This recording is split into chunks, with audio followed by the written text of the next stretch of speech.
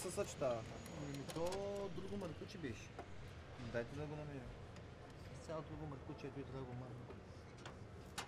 Ма е така дебелина трябва да е. Дай да видя. Направо да му го наложа. Ето си другия булт. Един път е. Никога не е било по-добре. Аз затова гледам да не се отпускам много. Добре.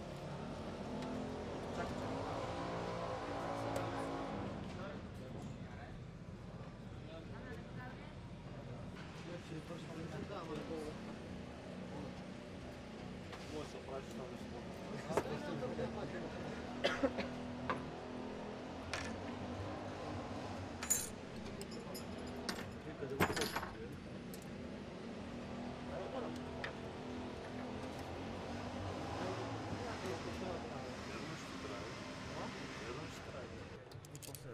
So I don't know your name. Can I just check your name? Димитър. Димитър Димитров. Okay.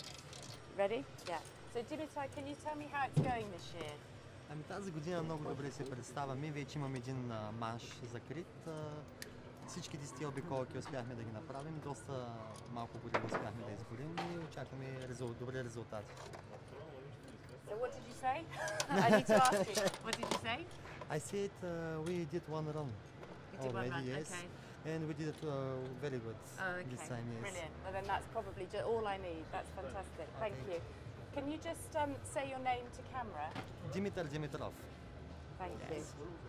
Yep.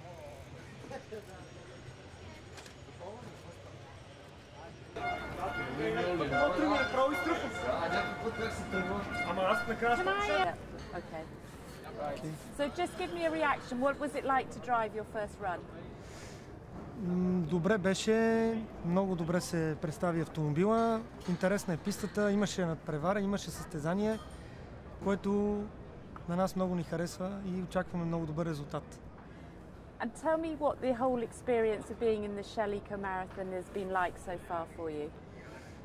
Интересно е усещането в самото състезание, много е интересно самото състезание. And how far? How is this run? This is what type of car is this? The Energy.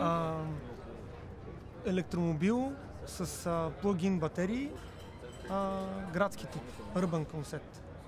And how far how many kilometers do you expect to travel in the car? С едно зареждане на батерията може около 70-80 км да се изминат. And why did you choose to build in a battery electric car?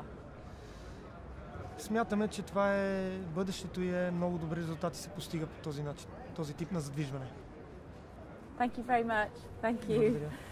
Sorry, it's very difficult because I can't understand. Okay,